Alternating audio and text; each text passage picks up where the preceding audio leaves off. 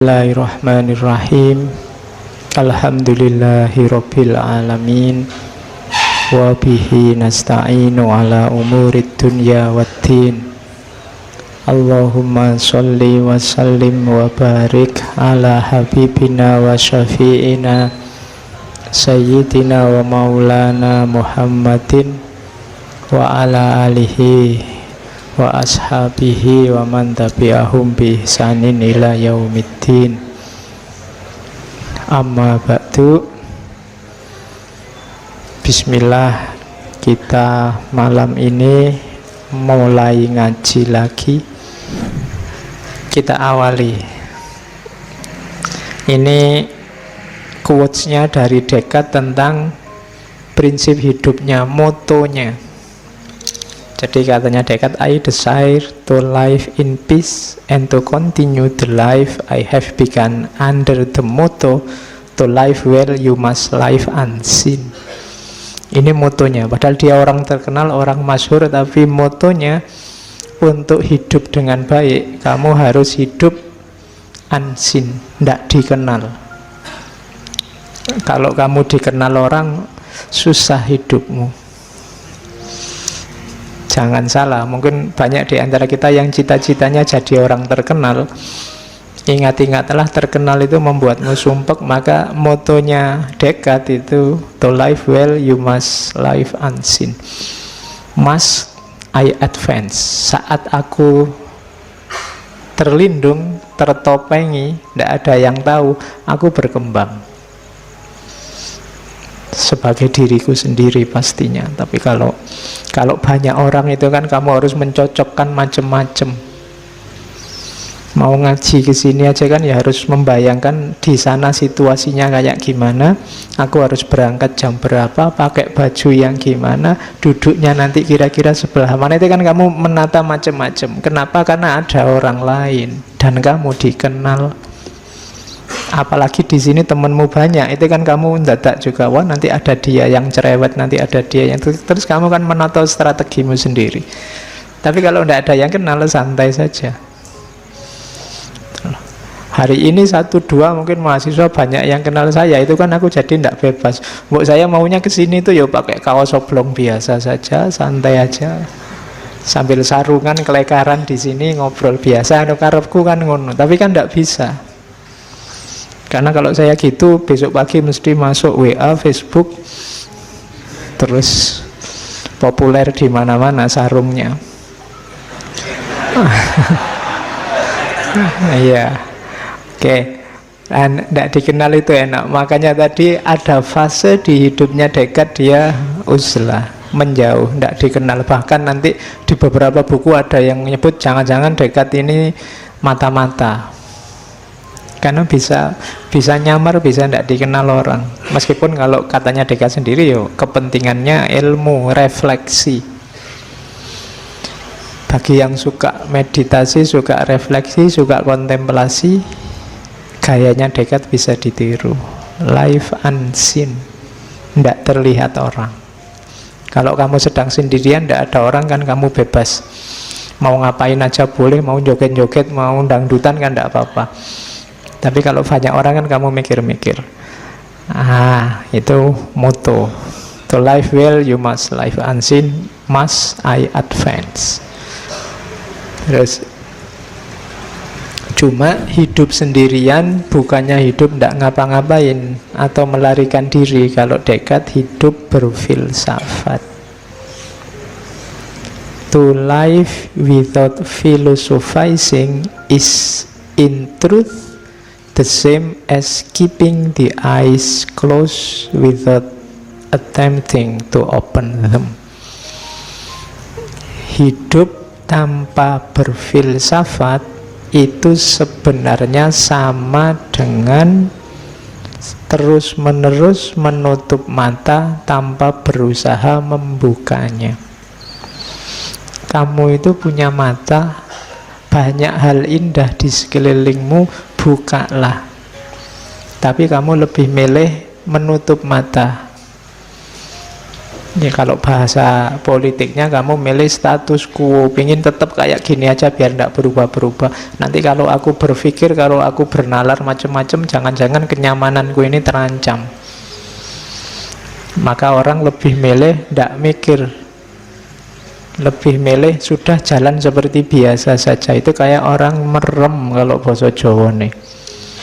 Jadi kamu biar aman itu merem, kayak burung onta kalau dikejar musuh, biar tidak ketahuan kepalanya yang dimasukkan dalam pasir, padahal badannya besar kelihatan dari luar. Ketika kepalanya masuk dalam pasir, dia merasa aman, padahal bahaya yang sebenarnya mungkin justru mengancam. Tapi kamu tidak tahu, kamu aman. Kayak kamu nonton film horor itu loh, begitu hantunya keluar kamu kan merem loh, padahal nikmatnya film horor itu kan melihat hantu. Iya, tapi kamu malah merem loh. Kalau gitu ya nonton komedi, jangan nonton horor. Tapi ketika bagian intinya kamu malah merem, kamu malah menutup mata. Maka ya ayo uzlah, tujuannya apa? Berefleksi tentang hidup. Ayo berfilsafat, kontemplasi. Kenapa? Ya karena sangat banyak hal yang harus difikirkan ulang dalam hidup kita ini. Banyak hal yang kelihatannya baik, tapi kadang-kadang efeknya enggak. Bahkan hari-hari ini saya merekomendasi kalian kalau mau menasehati orang, coba pamit dulu. Mau enggak kamu saya nasehati?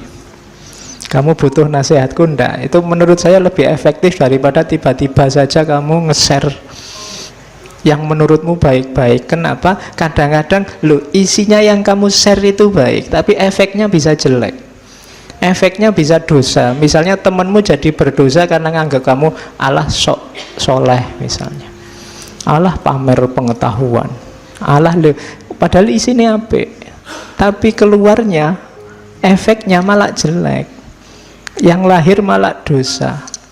Temenmu malah, emangnya cuma kamu yang ngerti yang baik-baik itu, aku yang ngerti, dia malah jelek.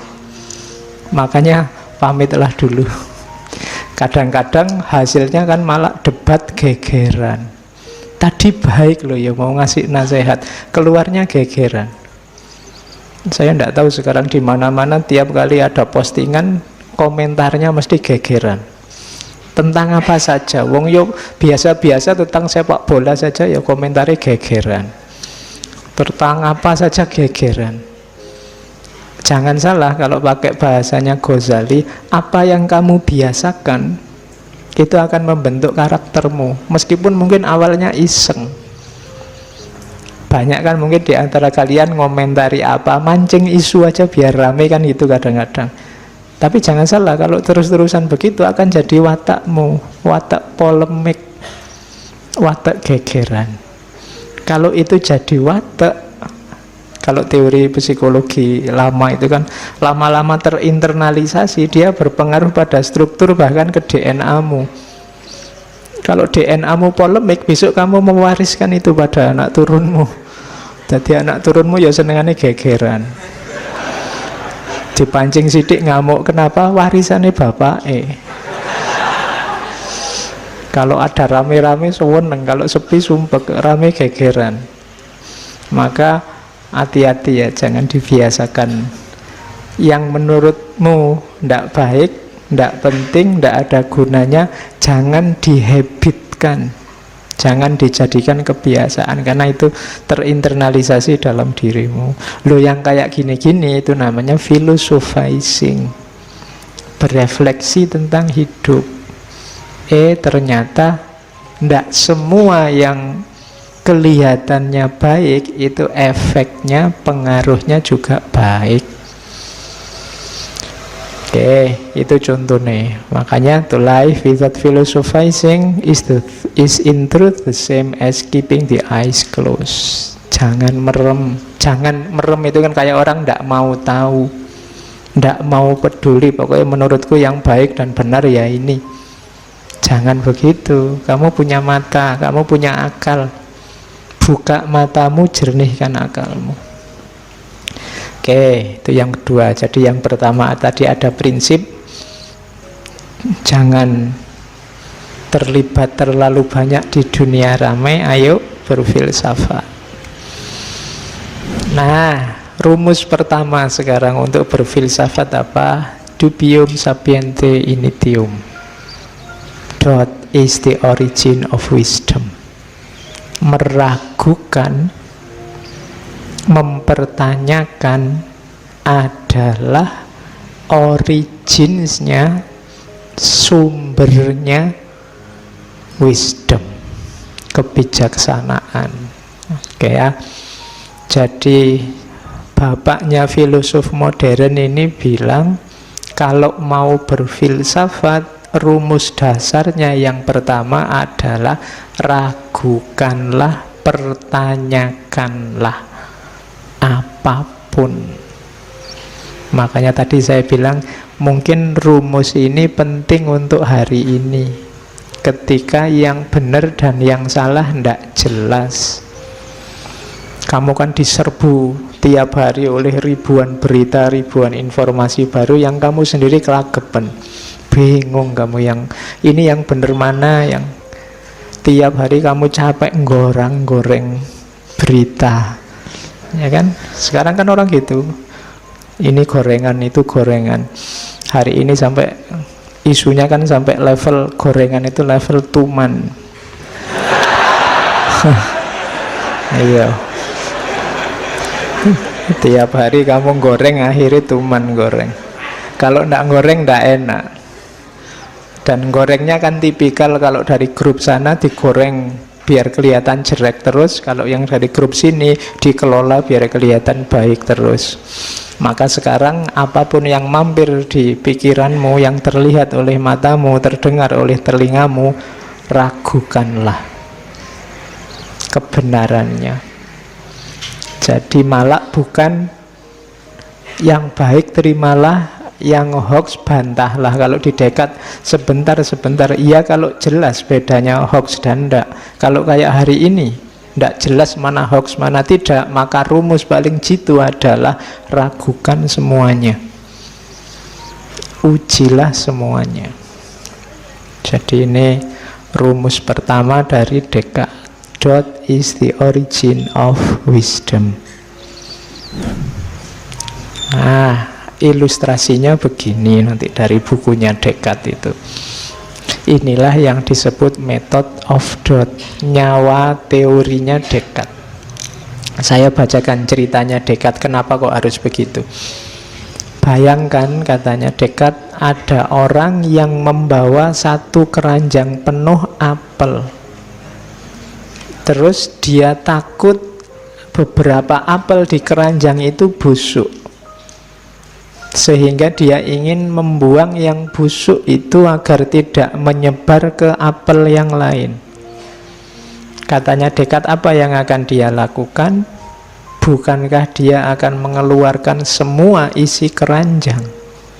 Kalau kamu bawa apel sak keranjang dan bagimu ada beberapa apel yang busuk, cara untuk mengambil apel yang busuk gimana? Mencari yang busuk gimana? Bukankah semua isi keranjang kamu tumpahkan, terus kamu cari yang busuk? Selanjutnya, bukankah ia akan mengamati setiap apelnya, lalu mengembalikan ke dalam keranjang apel yang masih bagus dan meninggalkan apel yang busuk?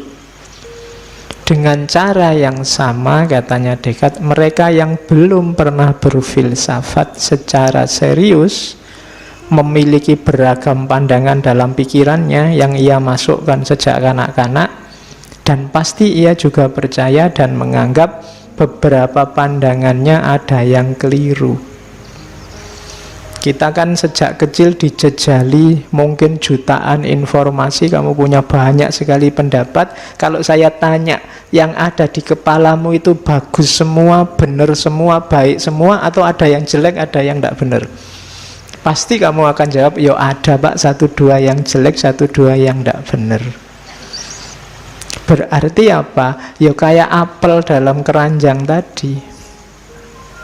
Kalau kamu berusaha memisahkan pandangan yang salah agar tidak mengacaukan pikirannya orang lain, cara terbaik yang dapat ia lakukan adalah menolak semua yang ia anggap benar sebagai belum pasti atau salah, lalu ia telaah satu-satu dan akhirnya mengambil semua yang terbukti benar dan tidak diragukan lagi. Berarti caranya apa? Kayak apel tadi, ditumpahkan semua, dipilih mana yang busuk, mana yang baik. Pikiranmu juga begitu, karena menurutmu ada beberapa yang salah, keliru, katanya Descartes. Ya sudah, tumpahkan semua sekarang. Ya tumpahkan itu bukan berarti dibuang. Pikiran bukan materi yang bisa dibuang, tapi berarti apa? Uji semua.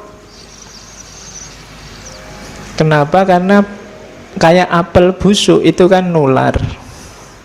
Pikiran yang baik jejer pikiran yang jelek, itu kemungkinan besar yang tertulari yang baik jadi jelek. Isi pikiranmu bagus-bagus tapi ada satu dua yang rusak. Itu yang rusak ini biasanya yang mempengaruhi yang bagus. Maka sortirlah, biar yang ada di kepala kita ini yang mantep-mantep saja, yang pasti-pasti benar saja. Dari situlah metode ini namanya method of doubt, metode meragukan. Oke, cuma untuk bisa begini butuh pemberani. Tidak sembarangan orang berani semacam ini, karena orang biasanya sudah terikat oleh kebenaran yang dia anggap pasti dalam hidupnya. Itu yang menurut saya sering jadi problem hari ini.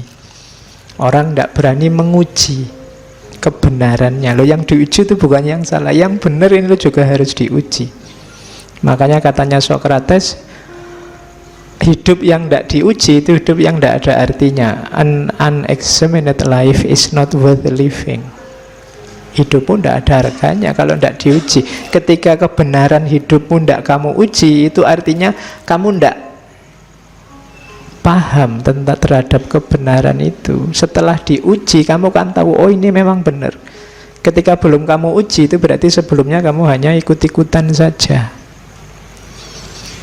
Jadi yang pertama, method of doubt, ragukan semuanya, tidak satu-satu. Oke. Terus caranya gimana kemudian, Pak, milih yang benar mana yang busuk sampai ke yang pasti benar? Ini epistemologinya Descartes nanti yang dikenal dengan 4 aturan, 4 rules, 4 aturan berpikir. Kalau ini rumus-rumus generalnya, rumus umumnya.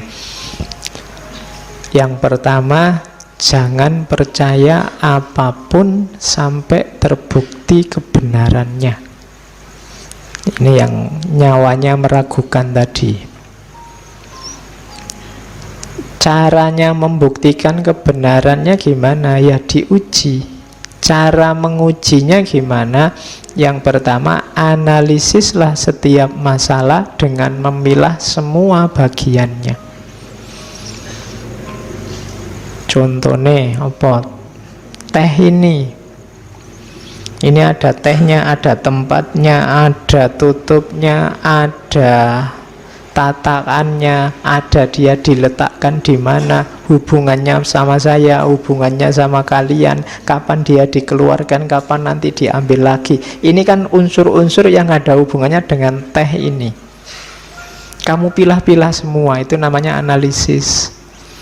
Bagi yang nulis skripsi, nulis tesis, ketika ada perintah analisis lah, atau saya pakai metode analisis, Pak, itu berarti apa? Kamu keluarkan semua variabelnya, terus kamu lacak hubungan-hubungannya. Mikrofon ini ada tatakannya, ada tiangnya, ada pendolnya, ada, ini kan variabel-variabelnya. Ini gunanya apa, tiangnya gunanya apa, kemudian tempatnya suara gunanya apa. Ini kan unsur-unsurnya. Terus hubungannya tiang dengan tempatnya suara, tiang dengan tatakan, dan seterusnya. Itu namanya dianalisis. Ketika kamu dapat satu pernyataan misalnya, coba cek pernyataan ini tentang apa, unsurnya apa saja. Baik itu politik, budaya, sosial, ekonomi, coba cek variabel-variabelnya. Kalau sudah, lacak kemungkinan-kemungkinan dari masalah itu. Oh, ini mungkin maksudnya A. Oh, ini mungkin maksudnya B. Oh, ini mungkin maksudnya C. Ini kemungkinan-kemungkinan. Orang ini tiba-tiba jam 12 malam kok WA terus tanya sudah tidur apa belum. Misalnya, itu kan masalah. Iya. Loh, pertama analisis variabelnya. Ini yang ngirim dia, kenal baru sebulan, rumahnya jauh di sana. Terus itu dianalisis. Terus kemungkinan-kemungkinan. Yang pertama mungkin iseng, mungkin dia lagi nganggur malam-malam gini. Yang kedua mungkin dia sedang punya kuota bonus yang baru eman-eman kalau nggak dihabiskan. Yang ketiga ini kemungkinan-kemungkinan. Cari yang paling masuk akal. Jadi identifikasi kemungkinan-kemungkinan. Terus biasanya setiap masalah itu ada, katakan variabelnya banyak, selesaikan satu demi satu variabel itu. Temukan step by step yang mulai yang paling mudah sampai yang paling sukar. Oh, ini yang jelas aku kenal dia. Kemudian apakah dia senang apa enggak, itu langkah selanjutnya. Terus WA-nya ini maksudnya apa. Jadi yang paling mudah sampai yang paling sukar, diurut, selesaikan satu-satu. Jadi kalau ada masalah, cara menyelesaikannya level. Itu metode yang ditawarkan oleh Descartes. Ini nanti menginspirasi lahirnya metode ilmiah, penelitian-penelitian di dunia modern. Jadi ini basisnya nanti yang kita kenal sebagai metode ilmiah. Jadi ragukan segalanya dulu, jangan kesusu percaya, analisislah, ukur kemungkinan-kemungkinan. Ya kemungkinan-kemungkinan itu kan nanti kalau di penelitian jadi namanya hipotesis. Terus temukan step by stepnya. Ini kan nanti metode penelitian. Jadi disinilah sumbernya nanti gagasannya Descartes ini menginspirasi lahirnya filsafat modern. Oke, nah terus Descartes dengan gagasan-gagasannya nanti dikenal, memperkenalkan aliran namanya rasionalisme. Rasionalisme itu gampangnya definisinya adalah pengetahuan yang bisa dipercaya, itu pengetahuan yang sumbernya adalah rasio atau akal. Kok ndak panca indera? Kalau sebelumnya versinya Aristotelian ini realisme, sumbernya pengetahuan itu realitas, empiris, kenyataan. Tapi katanya Descartes ndak. Pengetahuan yang bisa dipercaya itu berarti layak kamu jadikan sandaran, itu sebenarnya pengetahuan rasional, pengetahuan yang dasarnya akal. Kok bukan pengetahuan empiris? Itu kritiknya pada pengetahuan empiris. Ya, barang empiris itu memang nyata, bisa dilihat, bisa disentuh, bisa diukur, bisa didengar. Tapi pengetahuan empiris itu sifatnya kebanyakan dalam tanda petik itu subjektif. Jadi subjektif itu, bayangkan misalnya kamu mimpi itu kan rasanya kayak beneran. Begitu kamu bangun ternyata enggak beneran. Kamu bermimpi jadi orang gantengnya luar biasa. Begitu bangun misalnya Lah itu kan bisa tertipu loh. Kamu waktu mimpi mbok pegangi ya ganteng juga ya, tapi begitu bangun enggak, itu mimpi. Sakit misalnya. Sakit itu ada jarak antara rasa dengan peristiwa datangnya sakit itu. Apalagi kalau ukurannya ukuran durasinya, intensitasnya itu pasti sangat subjektif. Apalagi kalau ngomong besar kecil itu juga subjektif. Pengalaman-pengalaman empiris itu ada jarak, sehingga rasa sensasi empiris itu tidak pasti. Jadi orang tidak bisa ngukur kenyataan hanya berdasar empiris. Tapi kalau akalnya terlibat, tidak. Kayak dulu waktu kecil, kamu SD kan dikasih contoh pensil yang dimasukkan ke air. Terus, oh iya, kalau pakai mata saja panca indera kelihatannya patah. Tapi kan kamu yakin itu tidak patah, masih lurus. Dari mana? Akalmu yang hilang. Jadi akal lebih bisa disandari, katanya Descartes. Gunung itu kamu lihat dari jauh, dari sini kamu lihat Merapi, kelihatannya Merapi itu kan halus sekali kan. Tapi akalmu bilang, wong gunung itu geronjal-geronjal, banyak jurangnya, banyak itunya, Pak. Ya menurut saya ya ndak halus itu. Padahal matamu bilang itu halus. Tapi kamu simpulkan ndak halus. Siapa yang bilang gitu? Mata. Sama kayak rembulan. Rembulan itu kan kalau penyair-penyair, wah indah sekali wajahmu kayak rembulan kan gitu. Itu pakai mata. Tapi kalau pakai akal, orang tahu bahwa bulan itu banyak kawahnya, jeglong-jeglong. Jadi kalau kamu dibilang wajahmu kayak rembulan, itu kalau pakai akal harus tersinggung. Oh ini melecehkan sekali. Oke. Nah, dari mana bisa tahu kok bahwa bulan itu jeglong-jeglong? Saya sudah belajar, akalmu yang selama ini bisa merangkai apa yang didapat oleh panca indera. Jadi katanya Descartes, ndak, rasio lebih bisa disandari. Kenapa kok bukan realitas di luar rasio panca indera? Realitas panca indera itu dikonstruksi oleh pikiran. Tergantung pikiran. Jadi pikiranmu sedang apa itu kan berpengaruh terhadap pencerapan panca inderamu. Kalau kamu sedang ngantuk ikut ngaji ini, mungkin ya yang kamu serap beda. Yang kamu lihat apa, yang lain lihat apa. Indah tidak indah itu kan urusannya mata, tapi sebenarnya yang kerja akal. Halus atau tidak halus, tangan ini kan cuma merasakan sensasi. Yang menyimpulkan halus atau tidak akal. Jadi katanya Descartes, enggak, rasio lebih kuat. Nanti kita lihat sampai belakang akan kelihatan di mana kuatnya rasio. Oke, sekarang kita mulai berfilsafat. Jadi prinsipnya rasional, meragukan.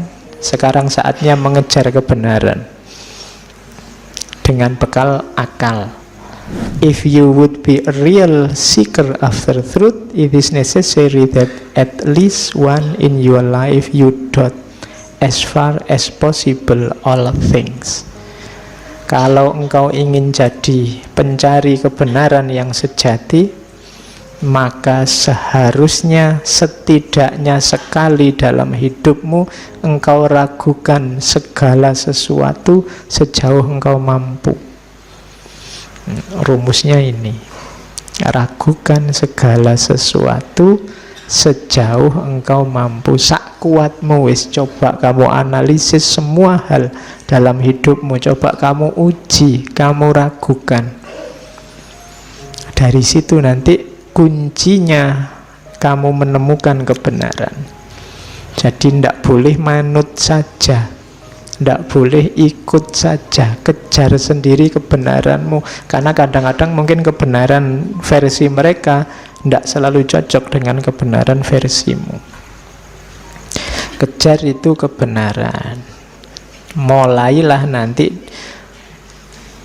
yang dilakukan oleh Descartes di tulisannya. Kalau ini argumen meditasi yang pertama dari bukunya Descartes, Dream Argument.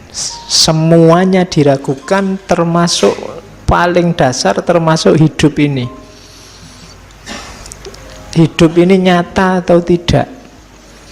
Yang pertama dijadikan argumen oleh Descartes adalah mimpi.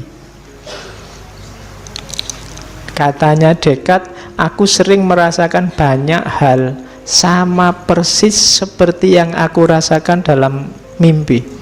Tidak ada tanda pasti untuk membedakan mimpi atau sadar. Pertanyaannya, apa jaminannya bahwa detik ini kita tidak sedang mimpi? Toh waktu kamu mimpi kan kamu kayak biasa gini merasa, ya ini sedang ngaji, jangan-jangan ini mimpi. Itu nanti di salah satu kitabnya Ghazali ada ilustrasi itu. Jangan-jangan hidup ini mimpi. Sebagaimana kamu sadar dari mimpi terus, oh alah ternyata nangis-nangis tadi malam itu aku cuma mimpi toh. Besok jangan-jangan setelah kamu meninggal dibangkitkan, kamu baru sadar dunia yang jungkir balik kayak gini ini ternyata cuma mimpi. Itu ilustrasinya Ghazali. Kesadaranmu di alam barzah besok sama kayak kesadaranmu setelah bangun dari tidur. Nah, cuma Descartes tidak di situ, dia cuma concernnya apa jaminannya bahwa malam ini kita ngaji ini bukan mimpi. Sementara waktu kita mimpi kan kamu juga tidak bisa membedakan ini nyata apa mimpi. Atau jangan-jangan saya sedang mimpi ngisi ngaji padahal ini bukan aku, tapi kalian mimpi sebagai aku, kan kadang-kadang bisa begitu. Kamu kan kadang mimpi jadi orang lain, mimpi jadi siapa, melakukan apa. Jadi mungkin kamu mimpi sebagai Jokowi terus kamu gayamu kayak presiden, lu cuma mimpi. Atau jangan-jangan Jokowi sedang mimpi jadi kamu sekarang. Jadi sebenarnya yang di depanku ini bukan kamu, tapi Jokowi, cuma dia sedang mimpi jadi kamu. Cuma kamu tidak sadar. Bisa begitu. Ya kalau di bukunya ada ilustrasi Dream Argument itu, ini kupu-kupu yang mimpi jadi manusia atau manusia yang mimpi jadi kupu-kupu, itu susah dibedakan. Gitu. Ya mungkin kamu pernah mimpi bisa terbang jadi kayak burung, itu kan, itu burung yang mimpi jadi manusia apa manusia yang mimpi jadi burung? Itu susah dibedakan. Itu namanya dream argument. Mempertanyakan dasar realitas hidup ini. Jadi ternyata bahkan hidup kita yang paling nyata bisa dipertanyakan. Apa iya?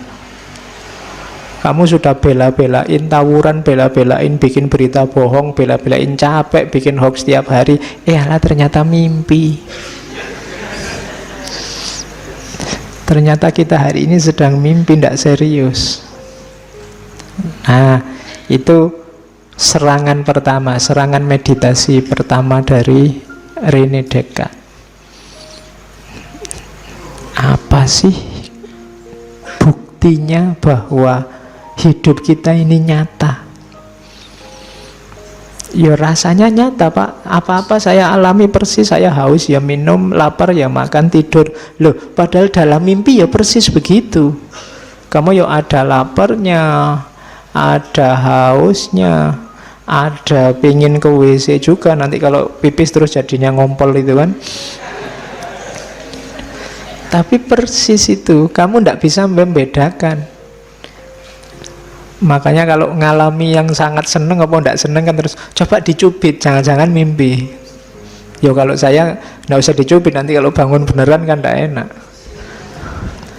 Mimpi apa ya aku siang ini kok dapat rezeki luar biasa, coba dicubit, nggak usah dicubit, nanti kalau bangun beneran hilang rezekinya. Cuma tidak bisa membedakan kamu antara mimpi dan tidak mimpi.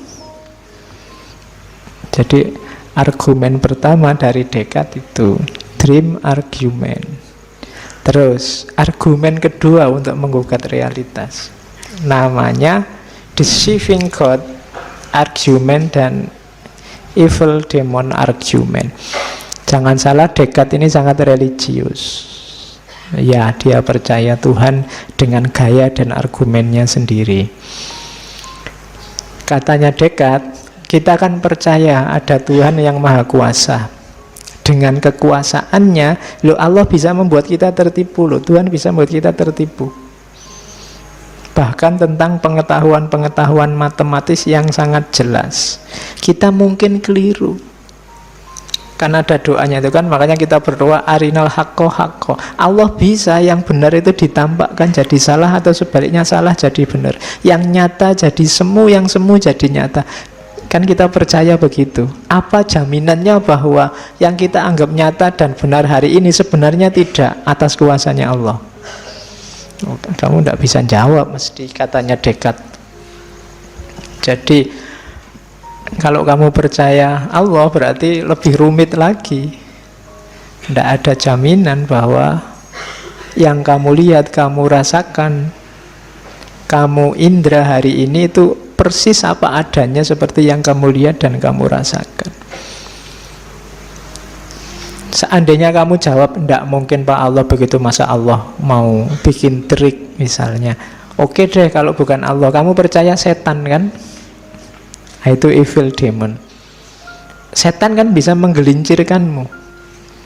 Yang benar, yang nyata jadi seolah-olah baik dan jadi seolah-olah jelek dan fiktif.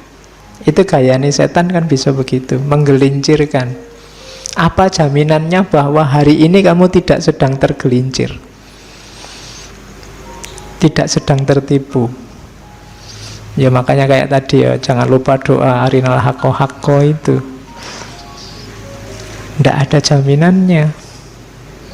Jadi yang kamu anggap benar bisa saja salah, yang kamu anggap salah ternyata benar, mungkin saja. Kenapa? Wong Allah bisa membolak-balikkan pandanganmu. Atau kalau tidak, setan aja bisa menggelincirkanmu kok. Loh, kalau orang sedang terbolak-balik hatinya atau tergelincir kan ya pastinya dia tidak sadar, tetap merasa dirinya benar. Wong yang korupsi, yang narkoba aja bisa merasa dirinya benar kok. Dari mana? Terbolak-baliknya pandangan. Jadi tidak ada jaminan yang kamu anggap nyata pasti benar hari ini itu pasti benar. Jadi ini refleksi selanjutnya dari seorang Descartes. Ini langsung menyerang dasar kenyataan hidup kita. Makanya saya bilang tadi, hanya orang-orang pemberani yang berani masuk ke ranah ini. Tapi nanti kita lihat penyelesaiannya Descartes. Oke ya. Jadi atas dasar mimpi, atas dasar keimanan kita pada Tuhan, atau kepercayaan kita ada makhluk namanya setan yang menggelincirkan, paling tidak karena ada tiga ini kan, kebenaran kenyataan hidup bisa dipertanyakan. Maka katanya Descartes, kalau kita meragukan segalanya, apakah itu dunia material sama dunia spiritual, wah berarti semua tidak bisa dipercaya Pak. Iya, tapi kalau kamu sudah begitu, kamu akan sampai pada titik ada sesuatu yang bisa dipercaya, pasti. Ini paling dasar. Apa itu yang pasti bisa dipercaya? Ada kamu yang sedang meragukan. Itu pasti. Tadi kan semua kamu ragukan. Nah, ada yang pasti, kamu yang sedang meragukan ini pasti ada. Dasarnya itu. Berarti apa? Oh, sekarang kita punya landasan dari semua kebenaran tadi. Seandainya semua kita ragukan, masih ada satu hal yang pasti, yaitu kita yang sedang meragukan, kita yang sedang berpikir tentang kebenaran tadi. Ini pasti ada, berarti pasti benar. I think, I doubt, aku yang meragukan, aku yang berpikir, menunjukkan dia pasti ada. Wong yang berpikir tadi tentang Tuhan kah, tentang mimpi kan, berarti kan ada yang sedang berpikir. Berarti ini pasti ada. Aku yang berpikir ini pasti ada. Nah, karena pemikiran pasti ada, berarti aku juga pasti ada. Aku yang berpikir juga ada. Nah, dari situ keluarlah ada gium yang sangat terkenal dari Descartes bahwa I think therefore I am, cogito ergo sum, sepong dong sesuai. Jadi aku berpikir berarti aku ada. Seandainya semua hal tadi kita ragukan, termasuk kenyataan hidup, masih ada satu yang pasti, yaitu aku yang sedang berpikir. Kalau ini tidak bisa dibantah. Kalau ini dibantah, lah tadi yang meragukan mimpi, meragukan Tuhan, setan, dan macam-macam tadi siapa kalau bukan kita? Kenapa? Keraguan itu kan ada tadi. Berarti yang meragukan juga ada. Jadi aku berpikir, maka aku ada. Jadi awal mulanya di situ. Jadi ini dasar refleksi, ini titik awal, bukan puncaknya. Titik awal untuk berefleksi berarti I think dan I don't. Aku berpikir dan aku yang meragukan. Terus, nah, dari situ nanti muncul turunannya. Jangan salah, aku berpikir maka aku ada, itu nanti masih ada selanjutnya, efeknya, kesimpulan logis selanjutnya dari aku yang berpikir. Oke. Pertanyaannya selanjutnya kan, dari mana kok tiba-tiba ada aku yang berpikir? Asal-usulnya kok aku bisa berpikir tadi dari mana? Kemampuan berpikir itu dari mana? Pertanyaannya kan itu. Jawabannya Descartes, disitulah nanti ada namanya innate ideas. Kita itu lahir, di kepala kita ada gagasan-gagasan bawaan. Jadi kita lahir itu ndak blank. Ada kemampuan-kemampuan, ide-ide bawaan, antara lain bahwa kita bisa berpikir.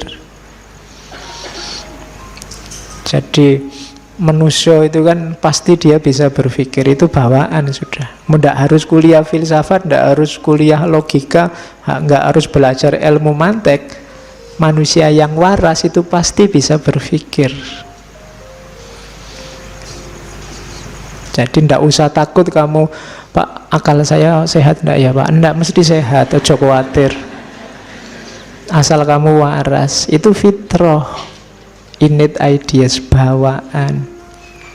Ya, meskipun nanti terkontaminasi macam-macam dalam perkembangannya, tapi kamu membawa kualitas bawaan bahwa kamu bisa berpikir. Nah, kebisaan kita berpikir yang itu bawaan, ada implikasi selanjutnya. Yang ini juga akhirnya sifatnya innate. Yang kedua adalah keluasan. Yang ketiga adalah Tuhan. Keluasan itu nanti lahirnya adalah dunia materi. Kenapa kok disebut keluasan? Ya, dunia materi itu bisa ditangkap dengan aktivitasmu berpikir, meluas keluar. Berpikir itu kan selalu ada objek yang dipikir. Nah, objek yang dipikir itu ya biasanya dunia materi. Maka keluasan pasti ada. Yang ketiga, Tuhan. Loh, kok ujuk-ujuk nyampe ke Tuhan, Pak? Dengan orang berpikir, kalau di bukunya Descartes itu, orang sadar bahwa selama ini dia belum sempurna. Berpikir, menemukan kebenaran, terus lebih sempurna. Tapi kan besok semakin berkembang pikiranmu, tambah sempurna lagi. Tapi kan masih belum juga sempurna. Wong kita manusia terbatas, tapi kita merasa mentok, besok nambah ilmu lagi, lebih sempurna lagi, terus gitu. Maka secara logis pasti ada puncaknya kesempurnaan itu. Nah, dari situ ketemulah gagasan tentang Tuhan. Jadi ringkesnya berarti apa? Paling tidak ada 3 kepastian. Aku yang berpikir, keluasan yang difikirkan, dan yang ketiga Tuhan sebagai puncaknya pemikiran dalam tanda petik.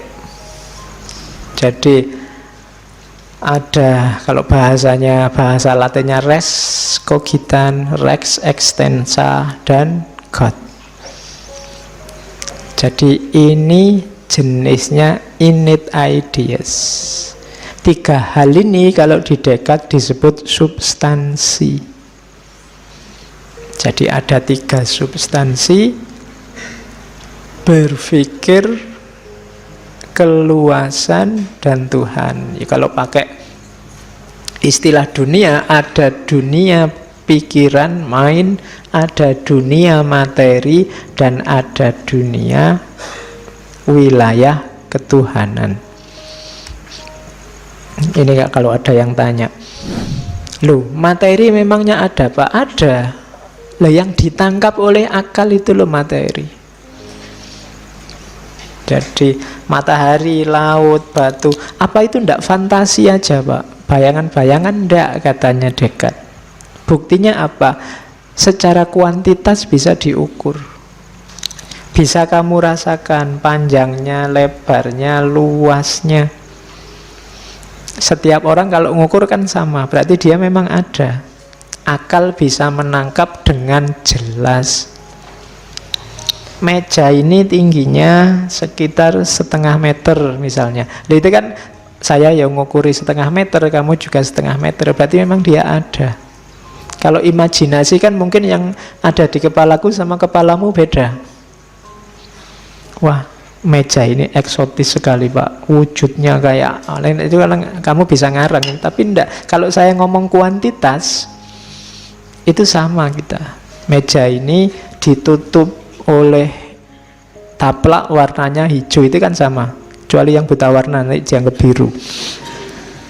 Kan ada yang kebolak-balik biru sama hijau.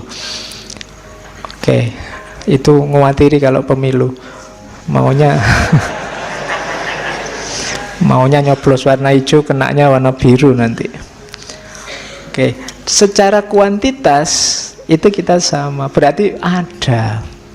Kuantitas itu kan bisa diukur, besarnya, luasnya, warnanya. Oh, berarti realitas itu tidak diragukan lagi, mantep ada. Dari mana kesimpulan itu? Ya pikiran yang menyimpulkan. Kuncinya tadi kan semua di pikiran, makanya disebut rasionalisme. Berarti aku berpikir itu pasti, realitas juga pasti.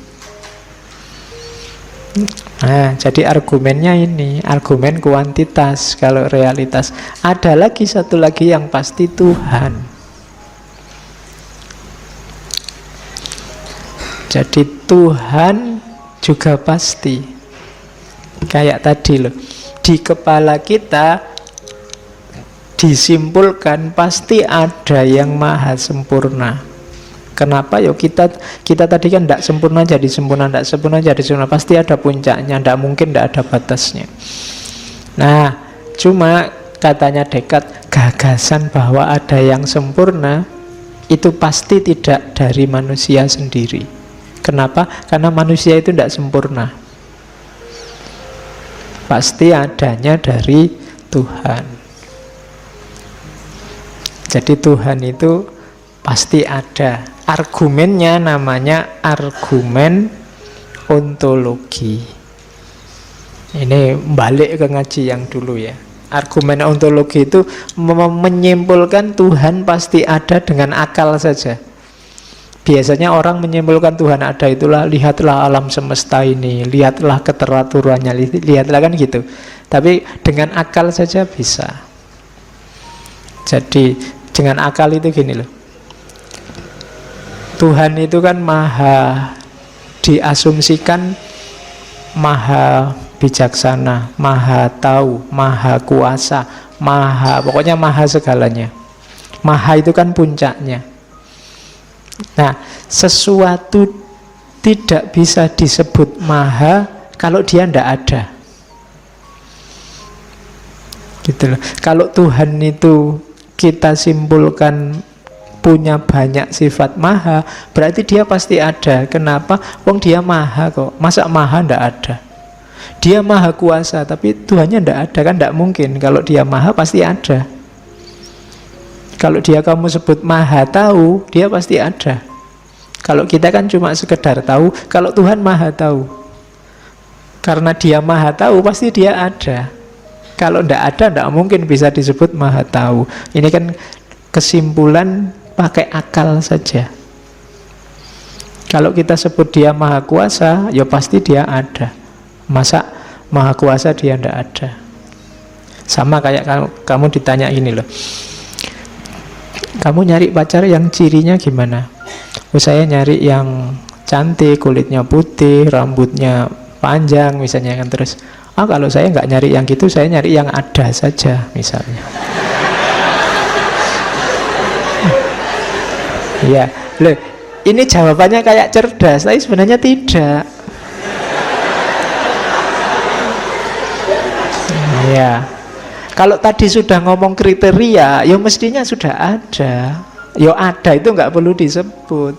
Kalau sudah cantik, rambutnya panjang, kulitnya putih, ya mesti aja ada. Harusnya sesuatu yang ada. Kok dadak tanya lagi, ya berarti logikanya perlu diperbaiki. Ya pastinya ada.